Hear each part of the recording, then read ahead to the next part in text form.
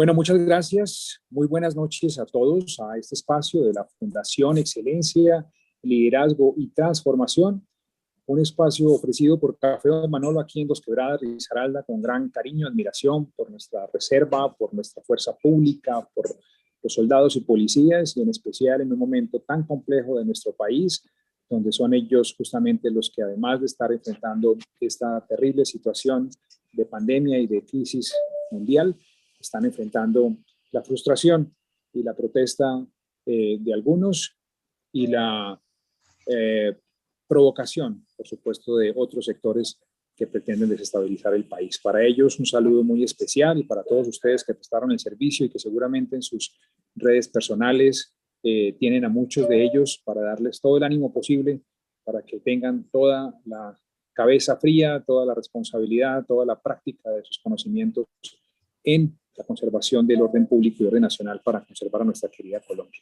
Para hoy tenemos una conferencia sumamente interesante y tema pareciera caído como anillo al dedo, estos temas de revoluciones y de transformaciones.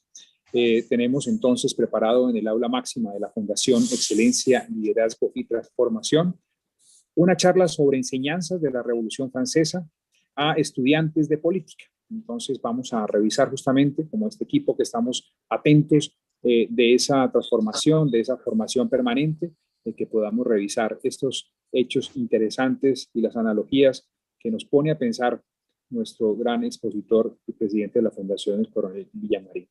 No sin antes recordarle que estamos todas las noches a las 6 de la tarde en este espacio, donde nos pueden encontrar por Zoom. También estamos en la transmisión vía YouTube. Y en la página www.fundelt.com encuentran resúmenes, artículos, programación, los videos y demás publicaciones que permite la Fundación. A todos muchísimas gracias, y les recuerdo ese compromiso permanente de todos de venir a las salas en la noche a las 6, el día que puedan en la semana, pero ojalá traer a un invitado especial de su parte, a un amigo, a un compañero, a su hijo, a su hermano, a su primo, a un socio, que sería muy interesante que escucharan muchas de estas charlas de acuerdo a la temática que esté y al interés de cada persona. Entonces, pues aquí los esperamos todas las noches. Muchísimas gracias, y ya saben, a las 6 de la tarde estaremos todos los días de lunes a sábado. Entonces, vamos adelante con esta conferencia el día de hoy, esta charla que nos ponga a pensar. Tengan listos sus cuadernos, sus lápices para poder hacer sus intervenciones al final, que serán lideradas por mi coronel Eugenio Larcón, para que podamos hacer una interacción posterior del tema. Y le doy la bienvenida entonces al presidente de la Fundación, el señor coronel Luis Alberto Villamarín Pulido. Mi coronel, buenas noches, adelante, por favor. Gracias, mi coronel Carrascal. Buenas noches para usted, para todos los asistentes en esta fría tarde-noche del lunes 3 de mayo de 2021, en la cual nos reunimos como de costumbre en nuestros conversatorios diarios con el fin de fortalecer la visión de las personas que quieren participar en los eventos políticos para que estructuren un pensamiento como estadistas y una visión como estrategas, o viceversa, una visión como estadistas y un pensamiento como estrategas, porque nos parece que es la forma de preparar el campo político a quienes deseen hacer parte de nuestra reserva y de nuestro país en unos cambios necesarísimos que tiene Colombia que surtir dentro de este proceso de mejoría en el campo político. Como lo hemos venido hablando en estos últimos 12, 13 meses que no hemos descansado un solo día de trabajar con esta actividad académica, formativa y de visión estratégica, las ciencias sociales no son exactas, por eso no se trata aquí de venir a hablar específicamente de historia, porque no estamos haciendo ni maestrías de historia, ni estamos sacando historiadores, ni estamos formando historiógrafos, sino que estamos tratando de interpretar la historia dentro de los procesos humanos, los procesos sociales, los procesos políticos y culturales, y de esa interpretación sacar las enseñanzas, sacar las líneas de acción, las conclusiones y las reflexiones que nos orienten a ser mejores en lo que pretendemos en esta actividad y esta dinámica política que es tan compleja y tan difícil de interpretar fácilmente. Entonces, para la tarde de hoy, hacemos el segundo conversatorio de este seminario de las revoluciones y los procesos de paz en el mundo. La semana pasada tuvimos un seminario, un ejercicio académico en el que analizamos la Revolución Rusa y nos quedaron algunos aspectos ya clarificados. Y en el día de hoy vamos a ver algunos aspectos de la Revolución Francesa. No pretende ser esto tampoco una materia única sobre ese proceso histórico tan trascendental que cambió el mundo occidental en el siglo XVIII y que abrió el camino para nuevas revoluciones en los siglos XIX, XX y lo que va del XXI. Entonces, la invitación es a eso, a reflexionar sobre lo que vamos a tratar aquí y mirar qué nos afecta como país, como sociedad y como ciudadanos del mundo actual. Entonces vemos en la portada inicial de nuestra presentación la famosa guillotina y cómo era toda la ceremonia del terror que se instauró en Francia después de un proceso revolucionario, y eso nos debe también poner a pensar hasta dónde las revoluciones se salen del cauce en el momento que las personas comienzan a adquirir poder y esa egolatría y esa supremacía que viene del individuo sobre los demás, en la medida que adquiere poder, van afectando los cursos históricos y cambian razones de ser de los procesos. Entonces, esa que nos quede grabada, esa ceremonia del terror que era el uso de la guillotina cuando llevaban allá personas, y cómo fue eso degenerando en un proceso complejísimo que hoy en día sigue siendo tema de estudio y de reflexión en distintas disciplinas del saber humano y del comportamiento humano. Entonces, para poder entender qué pasó, por qué vino la Revolución Francesa, no vamos a hacer aquí un recuento histórico ni entrar en detalles que seguramente muchos de ustedes los conocen mejor que el expositor, sino que vamos a mirar son los aspectos geopolíticos, qué era lo que estaba ocurriendo, y para que nos demos cuenta que eso puede ser reiterativo y peligrosamente repetitivo.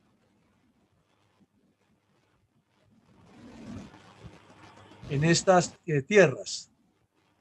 Bueno, entonces miremos que había una crisis de la monarquía, pero esa crisis no se estaba dando solamente en Francia, es que las monarquías en el mundo estaban entrando en crisis por varias razones, muchas, pero una de las cuales fue afectando las monarquías era pues la descomposición interna, que la hemos visto en videos, en películas, nos la contaron en la secundaria, nos fascinan esos videos a todos cuando nos hablan de historias, de revoluciones, cuando nos cuentan lo que pasó, pero realmente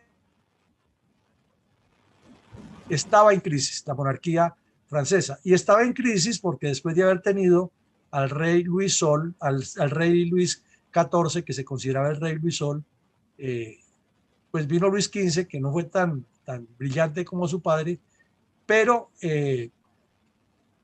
su nieto, que estamos hablando de Luis XVI, sí era una persona con bastantes dificultades. Lo casaron muy joven, de 16 años, con un matrimonio de esos de acuerdos que se utilizaban en esa época entre las monarquías para conquistar terrenos o para evitar guerras, y lo casaron con una niña de los Habsburgo del Imperio Austriaco, y entonces los Borbones, que eran muy poderosos, Francia, pues ya al tener esa cercanía familiar con los Habsburgo pensaban extender su imperio, y viceversa, los austriacos pensaban extender su imperio. Pero lo cierto es que al existir ese matrimonio, pues la guerra no se iba a dar tan fácil, y era una forma de evitar enfrentamientos entre las dos potencias y de crecer. Entonces, allí estaba en ese momento en Europa, en particular en Inglaterra y en Francia, tomando mucha fuerza las ideas de los enciclopedistas, el despotismo ilustrado, la ilustración, y todo ese proceso que se dio a finales del siglo XVIII en Europa, en la economía, en las ciencias sociales, en las mismas ciencias exactas, y con la revolución industrial, pues esas ideas le estaban llegando a todo el mundo. Pero además las ciudades, los burgos, estaban teniendo mucha multiplicación de personas, de habitantes, y como se dice, no había cama para tanta gente. En París es histórico el relato de las personas que vivían en las alcantarillas del río Sena, que eran unas alcantarillas muy grandes, o las que llegan al río Sena exactamente, las alcantarillas de las calles de París que llegan al río Sena o llegaban al río Sena. De allá vivía mucha gente en situación de miseria. Eh, y pues las fábricas no daban abasto, además la explotación laboral era terrible. Es decir, que sumando una cosa con la otra, el caldo de cultivo se estaba dando. Y había una organización social exclusivista, que es lo que desafortunadamente del Río Bravo hasta la Patagonia no han entendido nuestras dirigencias y nuestras élites, es que esa organización piramidal de las sociedades puede convertir en una revuelta si no se maneja de manera inteligente. Y en el caso de los franceses, pues con más veras, con toda y la, y la distinción que tenían los aristócratas y los soberanos y las cortes, pues estaba muy marcado que arriba estaba la aristocracia, la corte, los que estaban al lado del rey. Enseguida estaba en un segmento muy poderoso la Iglesia Católica, que los hacía distintos a los demás y le daba a la Francia esa grandeza que quiso revivir después el señor de Gaulle y que los ha caracterizado siempre con su credo de superioridad que tienen sobre el resto del planeta. Entonces, era una organización social exclusivista que una parte superior de la pirámide muy pequeña tenía controlado todo y todo era todo, porque tenían el poder político, el económico, el social, el cultural y todo lo que fuera el desarrollo de la sociedad francesa o de la Francia. Y abajo estaba lo que llamaban los estados generales. Entonces era increíble que ya, y siguiendo un poco el ejemplo del Parlamento británico o del sistema parlamentario de la monarquía parlamentaria británica en Francia, estaban utilizando la representación popular, dijéramos, o más que popular, regional, pero esos estados generales, como lo llamaban, o regionales, eran muy pequeña la participación, a pesar de que eran la mayoría. Entonces, el poder prevalente de las decisiones lo tenían, eran los señores de la aristocracia y los señores de la iglesia, tenían un poder muy fuerte, y los estados generales tenían muy poco poder, a pesar de que tuvieran una amplia representación, pero no tenían ese mismo poder que los otros, porque de todas maneras la cantidad de representantes era mayor de los que tenían más poder y menor de los que tenían más gente. Pues eso ustedes entenderán que va sumando una cosa con la otra y que va generando una tensión y una situación que, si aparece un populista o un buen líder, como lo vamos a ver ahora, un buen orador que alebresta al pueblo, pues seguramente se pueden generar bastantes problemas. Entonces, es algo que aquí no ha entendido nuestra dirigencia, a pesar de que Hugo Gamón está con barba. A pesar de que ha ocurrido a lo largo de la historia de estos países de Latinoamérica en reiteradas ocasiones. Hay alguien tiene el micrófono abierto. Entonces, aquí tenemos en Latinoamérica el caso de Santos Zelaya en Nicaragua, el de Gaitán en Colombia, el de Perón en la Argentina y otros en México con Benito Juárez, con Porfirio Díaz, que han sido líderes populistas que han generado problemas y conflictos, pero las élites latinoamericanas no lo han entendido así y no quieren darle una visión para cambiar el curso de la forma como administran, y parecería, como decía el doctor Alfonso López, que se sienten elegidos para gobernar a una mayoría, porque ellos son una minoría selecta y con un destino cuasi divino. Bueno, y había un creciente trabajo ideológico que estaba surgiendo entre los artesanos que de alguna manera leían esas obras que estaban produciendo los enciclopedistas, o que de alguna manera les llegaba esa información Entonces ya esa información no era exclusiva como en la época de lo que se llamó el oscurantismo, que era para los que estuvieran muy cercanos a la religión católica o a los niveles de gobierno de la religión católica, para ser más concretos, y, sino que estaba mucho más cerca de que le llegara de alguna manera a a las personas que trabajaban como artesanos o en otras actividades. Pero eso estaba produciendo una desmoralización civil y militar, y la desmoralización civil es derivada de que toda esa grandeza de la Francia se interpretaba era como la grandeza de la aristocracia, más no la grandeza del, de todo el país en su conjunto, de toda la nación. Y dentro del ejército, pues estaba presentando el problema que los soldados, como siempre, han sido de los estratos más bajos y tenían que servir, era la aristocracia, y eran unos ejércitos grandes, poderosos, con una disciplina muy férrea y con unos castigos muy violentos. Es decir, casi que ser soldado era como una esclavitud por la forma del trato que se le daba a las tropas. Y ante esa situación que se veía, esa descomposición que llegaba al comentario, de una u otra manera, pues estaba afectando la situación en el pueblo. Pero también había fortalezas de los vecinos. España en ese momento, pues era todo el poder en el mundo, era el imperio donde no se apagaba el sol. La Gran Bretaña o el Reino Unido estaba creciendo también de manera abismal. Los Países Bajos eran una competencia fuerte para España y para Francia y para Inglaterra en los mares. Entonces era una competencia de poderes, y esa competencia de poderes implicaba más y más tasas impositivas o taxes o impuestos al, al, al pueblo y a los comerciantes, y pues eso va generando que los comerciantes también se vayan rebelando. Y una clase media que más adelante se va a llamar los sans-culottes, que ya lo explicaremos en su momento.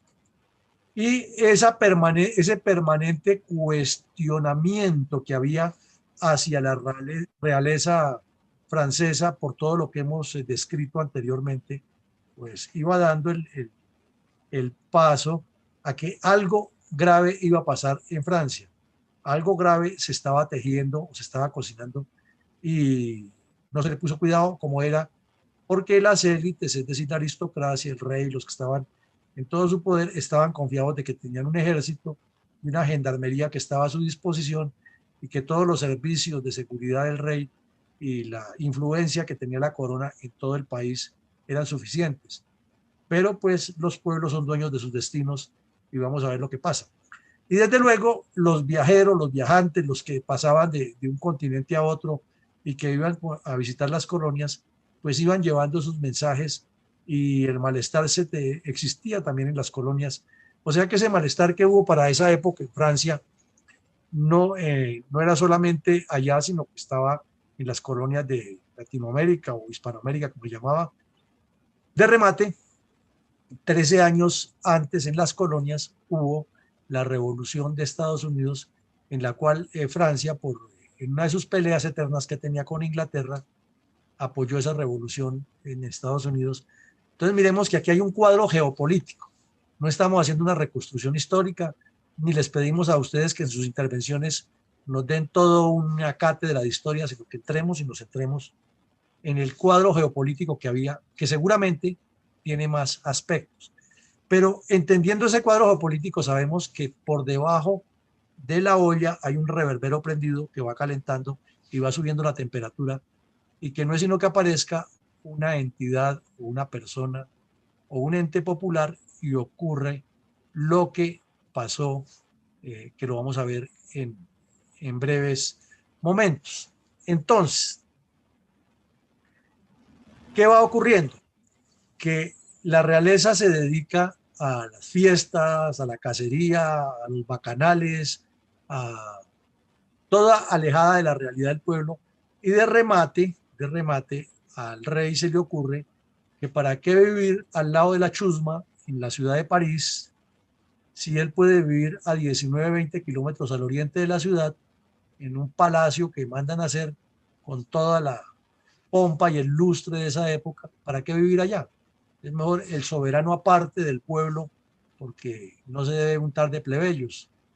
Y entonces vive allá en otro mundo, en una burbuja, metido en una burbuja como le suele ocurrir a los dictadores y a los ególatras y a los egocentristas que viven alejados de la realidad de su pueblo. Y comenzó a escasear la harina. En Francia el consumo de pan ha sido y es y será muy alto. Inclusive se decía, en ese momento calculan los estudiosos, que se necesitaba 1 kilo de harina diaria, semanal por persona y diaria por casa más o menos en el promedio, y llegó a escasear y eso fue gravísimo. Entonces al escasear, los especuladores le subieron el precio y al subir el precio pues afectaba muchísimo esa situación. Y en la plaza de mercado había unas damas muy bravas, que eran las que encargadas de cortar el pescado y la carne, eran como las carniceras que vendían en las plazas de mercado la carne, y estas señoras eran bastante fuertes, de temperamento muy fuerte, y se liaban a los hombres con los hombres a golpes, y eran personas muy fuertes. Bueno, entonces, cuando viene la primera gran rebelión, ¿dónde se origina? Se origina en que aparece el primer hombre que vamos a hablar en este, y que finalmente es como, así como se dice que si Iván el Terrible construyó a Rusia o Rusia construyó a Iván el Terrible, se podría decir lo mismo de Maximiliano Robespierre. Maximiliano Robespierre fue un hombre muy culto, no era de clase plebeya, era más o menos de clase media alta, un hombre muy preparado, un gran orador, eh, como en la época hablaba 6, 7 idiomas, era un hombre que tenía muchas habilidades, pero además tenía ascendencia dentro del pueblo. Entonces Robespierre comenzó a presionar a la realeza con lo que estaba pasando, y el rey tomó una decisión bien tomada en una parte, que fue traer a la persona que más sabía de economía en ese momento. Recordemos que la economía en ese momento era una ciencia incipiente, pero no quiere decir que el ser humano, a pesar de que una ciencia no esté desarrollada, no tenga el sentido común para desarrollar sus instintos. Y este señor, este ministro de Economía, le hizo varios planteamientos al rey, y entre otros publicó algunos documentos en los cuales defendía la necesidad de que al pueblo se le respetara el derecho a la ración diaria de harina.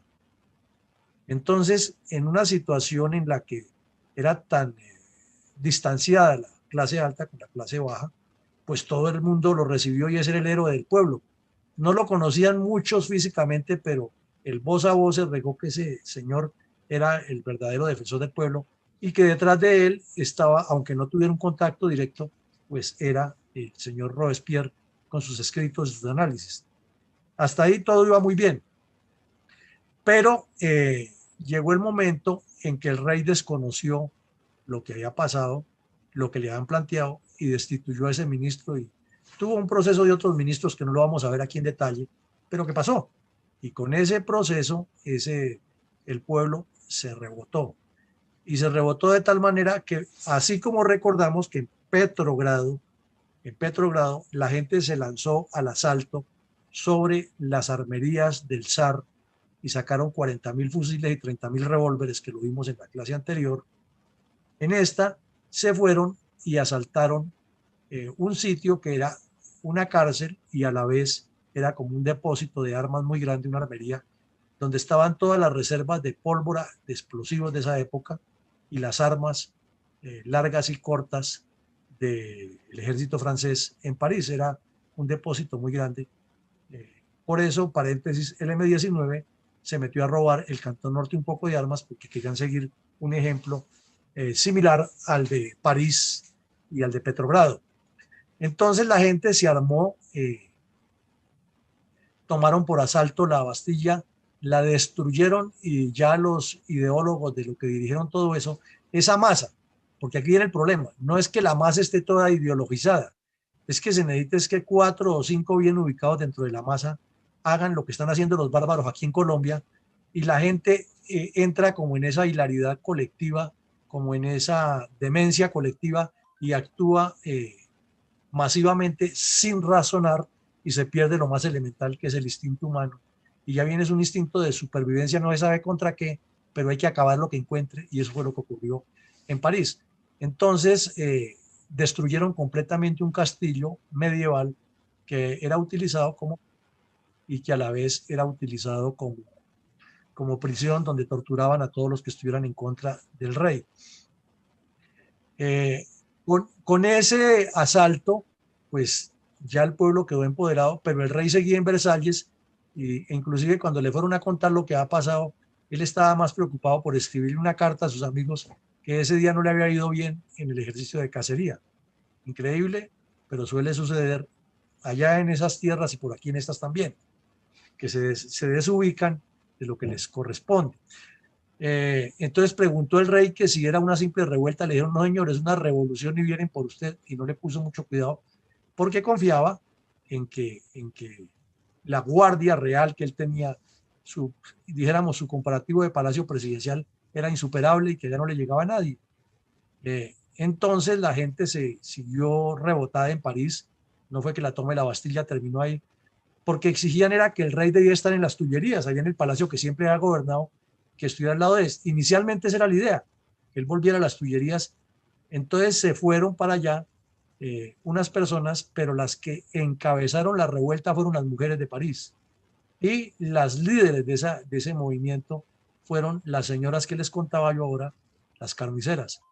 Y las señoras entraron por asalto al palacio y fue tal el terror que habían establecido ya como norma cortar cabezas. Y la primera cabeza que cortaron fue la del jefe del palacio donde vivía el rey, donde el palacio o el castillo de la Bastilla.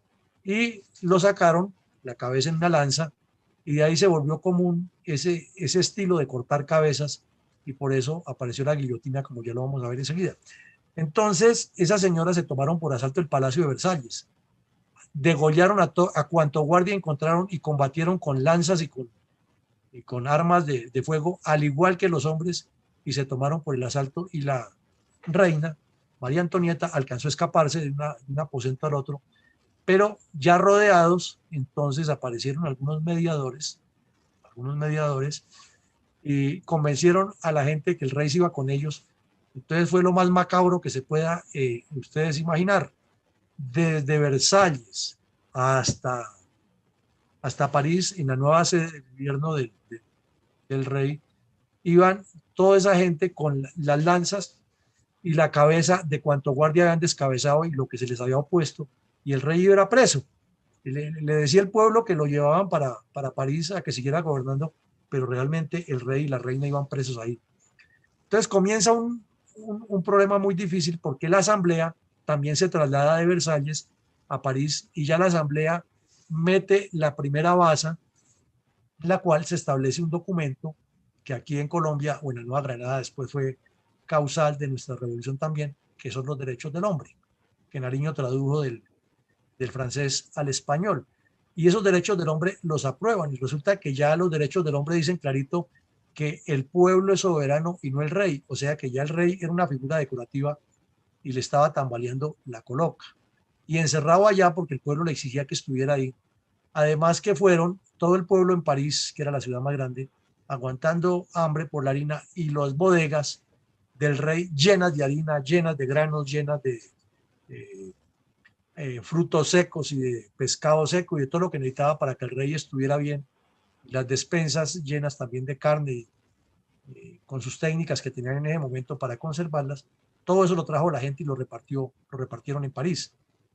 Entonces el rey ya comenzó a sentir pues que sus días le quedaban contados. Entonces en esa prisión que tenían entre comillas se les ocurrió una idea genial, que fue disfrazarse de siervos y escapar por la noche hacia Austria. ¿Con qué propósito? A que en Austria el rey de Austria y las otras monarquías apoyaran una invasión a Francia para restituir la monarquía, porque todos entendían que si caía Francia podían caer las demás monarquías, podría pasar lo mismo.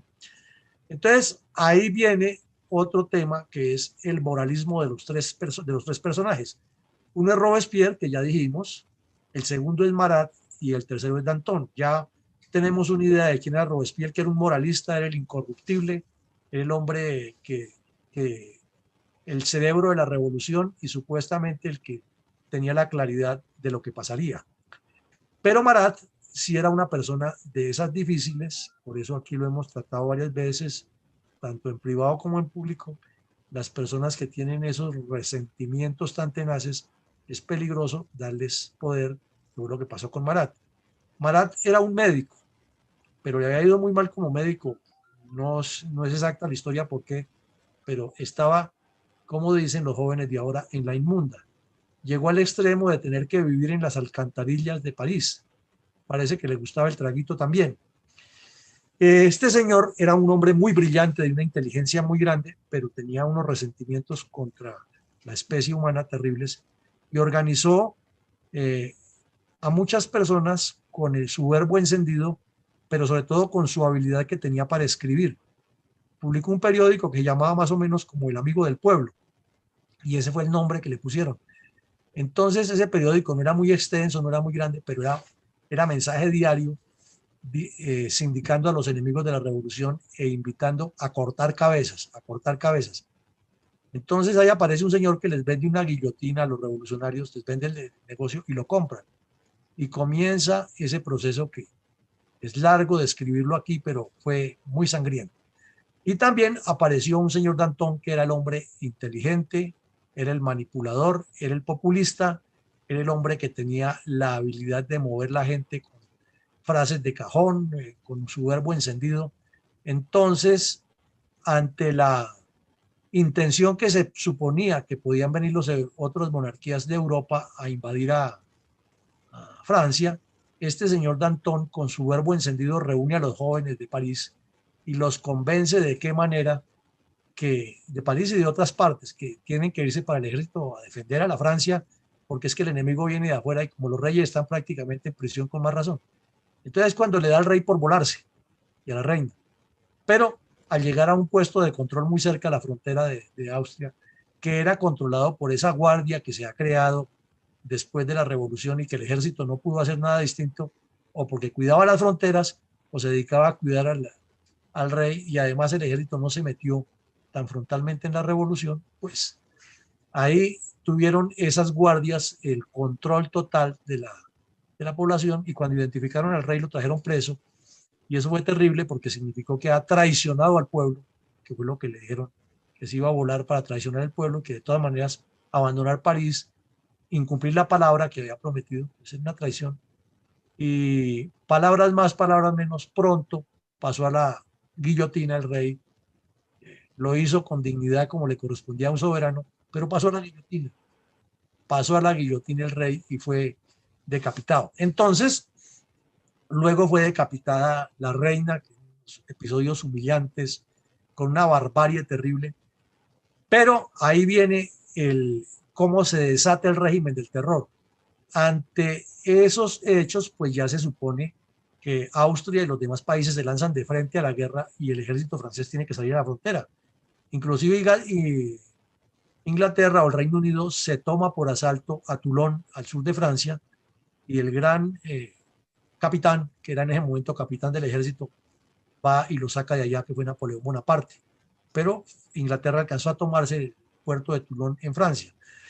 Entonces ven ustedes que el ambiente está muy caldeado y estos señores, los moralistas, en especial Marat y Danton, que eran los más moralistas, y Marat sobre todo con su escritura, su verborrea terrible, promueve que se asesine a cuanto realista esté preso en las mazmorras ahí en París y en otras cárceles. Y comienzan a sacar gente como sacando una producción en serie de cualquier elemento y la van llevando a la guillotina, y decapitaron en promedio de 1000 personas al mes de todo lo que ha tenido que ver con la realeza. Entonces eso se llamó el régimen del terror. Pero ahí viene el problema, que cuando se desata esa guerra, esa acción tan violenta, esa metodología de descabezar personas, pues se vuelve una orgía de sangre en la cual ya cualquier sospecha, este también hace parte de esos y páselo para allá.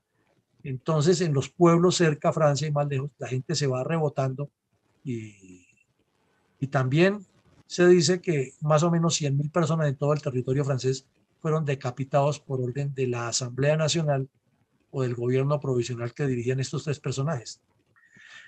Pero ahí vienen los problemas, que la gente va buscando, bueno, aquí el cerebro, el que ilumina a los asesinos, a los descabezadores, se llama Marat.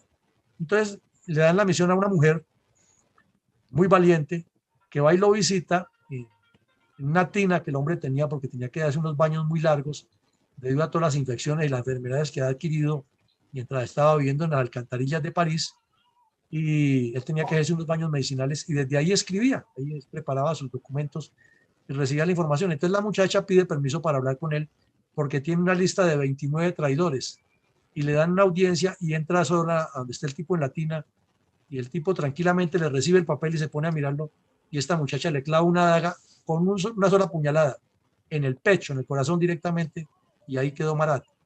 Entonces los revolucionarios, que estaban ya muy fuertes, se dividen en dos ya más marcados a partir de ese día, que son el grupo de los girondinos y los jacobinos. No es que no existieran antes, sí ya venían existiendo, para entrar aquí en discusiones académicas. Simplemente que a partir de ese día se pone más marcado y entonces ahí sí se degenera eso.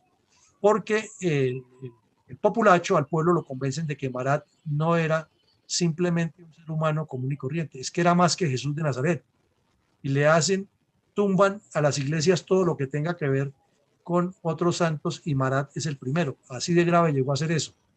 Entonces eso genera que en Europa los otros países pues también reaccionen, porque son católicos o cristianos casi todos, y dicen, bueno, pero ¿qué es lo que está pasando allá? Hay que ir a ponerle orden. Y comienza una guerra externa. Entonces esa revolución tenía que enfrentar la guerra en las fronteras, en la parte militar, la guerra política y religiosa que le estaban haciendo los demás reyes y la guerra interna de las fricciones que había entre distintos grupos, porque había unos que eran radicales, que eran los jacobinos, otros que eran menos radicales que los jacobinos, y otros que eran las víctimas, que era el pueblo común y corriente de esa sociedad. Entonces, llega el momento en que todo esto se salió de madre, no hubo nada más que hacer, no hubo nada más que hacer. Entonces vienen los enfrentamientos internos que son lógicos y han ocurrido en todas las revoluciones. Recuerden, aquí en la nuestra, Santander se alió con unos contra Bolívar, Córdoba se rebeló contra Bolívar y terminó asesinado por un irlandés. Los que se llamaban demócratas o en ese momento eran liberales armaron sus propios grupos. Eso ocurre en todas las revoluciones y vienen los enfrentamientos entre. En la Revolución Rusa veíamos que Trotsky terminó siendo el enemigo número uno de Stalin cuando ha sido el aliado número uno de Lenin, porque así es la historia de la humanidad. Muerto Marat, entonces también comenzaron todas esas pugnas internas por quién sube al poder, porque es lo que ocurre en las revoluciones, es lo que tenemos que entender, que nos puede pasar a nosotros si todo esto sigue saliendo de madre y no hay quien le ponga orden y control a las cosas. Entonces Marat pasó a convertirse, fue como una especie de santo. Entonces no es solamente aquí en Colombia donde le hemos hecho hasta estatuas a los bandidos como Pablo Escobar y Sangre Negra y Tiro Fijo, que la gente hasta va y les lleva flores y les reza el alma y dicen que le hacen milagros, sino que eso es un fenómeno que viene desde hace muchos años metido en el ADN de la gente.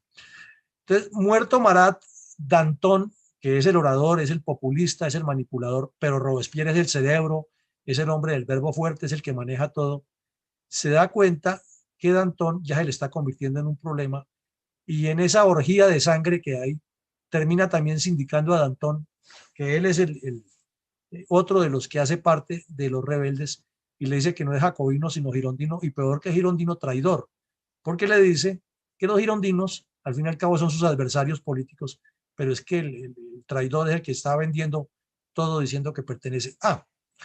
Entonces lo manda a descabezar, y es histórica la famosa frase de Danton subiendo a a la guillotina cuando dice: lo único que siento en este momento de tristeza es que me voy antes que la rata de Robespierre. O sea que él estaba diciendo que con toda esa orgía de sangre le tocaría próximamente el turno.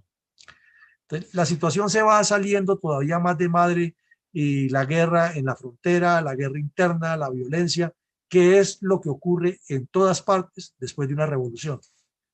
Entonces, por eso hoy le enviamos a un noticiero un comentario muy fuerte, que dejen de estar estimulando eso y más bien que se dediquen a construir país, porque nos puede ocurrir, no es una extrañeza, que en una eh, locura de esas colectivas pueden ocurrir cosas iguales o similares o peores, porque así han sido todas las revoluciones. Máximo que aquí en Colombia ya no podemos hablar de que se está repitiendo un 9 de abril, porque nos lo han repetido hace rato, desde cuando el señor Petro le dijo a Duque que no le iba a dejar gobernar tranquilo. Aquí en Colombia ya del 2018 para acá ha habido varios 9 de abril y no nos hemos dado cuenta. Entonces, el señor Danton es descabezado y Robespierre ya entra en la psicosis que entran todos los sátrapas, los dictadores, es que comienzan a haber traidores y desleales en todas partes, y sigue esa orgía descabezando. Y en medio de esa locura, como todos los dirigentes cuando están ensoberbecidos y subidos en esa nube, de esa burbuja de poder, fue y dijo en el Congreso, en la Asamblea Nacional o el Congreso, que es la misma cosa, dijo que él tenía una lista de unos traidores y que al otro día se la iba a presentar para descabezarlos. Entonces ya ustedes entenderán qué se quedan pensando los otros. ¿Estaré yo ahí en esa lista? Estaré. Entonces lo detienen, le dicen que él es el traidor y que lo van a descabezar. Parece que Robespierre se intentó suicidar esa noche y se voló la mandíbula, pero no se mató. El otro compañero se tiró por la ventana, los que estaban detenidos allá, y se mató, pues al saltar de una ventana de un tercer, cuarto piso se mató. Y al día siguiente, así como estaba Robespierre, vuelto nada, le pusieron una venda y lo llevaron, y también pasó por su misma medicina. Lo que viene ahí es una serie de problemas que finalmente hacen que el gran Corso, Napoleón Bonaparte, se vea obligado a tomarse el poder, y no vamos a entrar en los detalles, ni les pedimos a ustedes que no entren en los detalles, sino que nos centremos en eso, que cuáles son las enseñanzas que nos quedan de esta situación, de lo que ocurrió en París, porque obvio, esto es mucho más grande, la historia es más extensa. De todo esto que hemos visto hoy, ¿qué es lo que nos debe quedar claro como enseñanza a los colombianos, que para que no se repita algo similar? No estamos en una monarquía, desde luego, no estamos en un régimen del terror, no estamos en una situación similar, no, la gente no está muriéndose de hambre en las alcantarillas, pero los fenómenos ocurren de manera parecida, y los procesos en la historia hay que mirarlos y entenderlos, cómo se interpretan y cómo se hacen las analogías, y qué es sí y qué es no, para que un estadista tenga claro que la soberbia, la autosuficiencia y creer siempre que tiene a las fuerzas militares o la policía disponibles para hacer cumplir sus caprichos, se puede convertir en un boomerang, y que lo que pasó en Francia es una realidad que transformó el mundo occidental, dio al traste con las monarquías, nos trajo la revolución aquí a América, nos trajo unas ideas brillantes para abrir nuevas visiones hacia la ciencia y la tecnología que estaban bloqueadas por la Iglesia, le quitó poder a la Iglesia Católica, pero a la vez, como lo hemos visto en otras conversaciones, aquí otros conversatorios, todo eso que ocurrió en la Revolución Francesa fue causa de esas guerras civiles que todavía no terminan, con la violencia que tenemos en Colombia y con la tendencia a que tiene que haber un líder, un salvador, un mesías, y que el resto del pueblo tiene que ir como borregos, y nos acostumbramos, como lo vimos en las grietas que tienen las estructuras, a que así sea, y como que todos compartimos eso. Entonces, mi coronel Alarcón, yo paro aquí y le pido el favor que les dé la palabra. Les pedimos a todos los asistentes, por favor, 2 minutos, porque son varios los que intervienen. Entonces, no exposiciones paralelas, sino puntos concretos de esto. ¿Qué creen ustedes que debemos tener en cuenta para que no se nos repita una situación exacta? ¿O qué debe tener en cuenta un estadista para que eso no ocurra? Mi coronel, paro aquí. Muchas gracias, mi coronel Villamarín. Y buenas tardes para todos. Efectivamente, a partir de este momento viene la segunda mejor parte del conversatorio, que es la participación de todos ustedes. Veo que ya está mi coronel Iván González y Eduardo Patiño listos para expresar su contenido. Entonces, finalmente, no sé si Rosita quiere que le dé la palabra de primera o esperamos que pasen unos 5 y te la damos. Bueno, mi coronel González, usted levantó la mano de primero, por favor.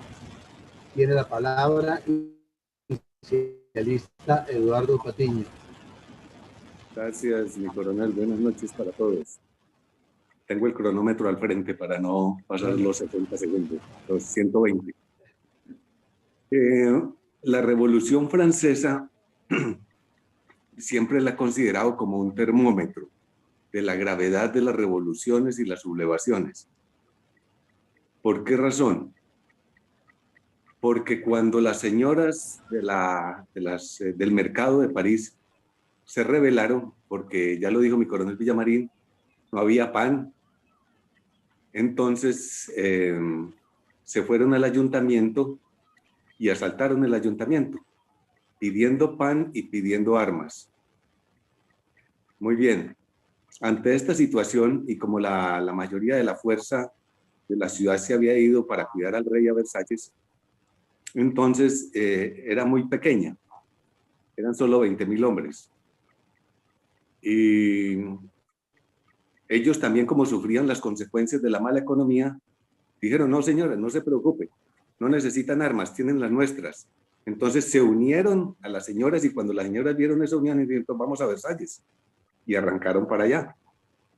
Correcto. Allá la guardia del rey, al ver los soldados, dijo, no vamos a combatir contra nuestros propios soldados.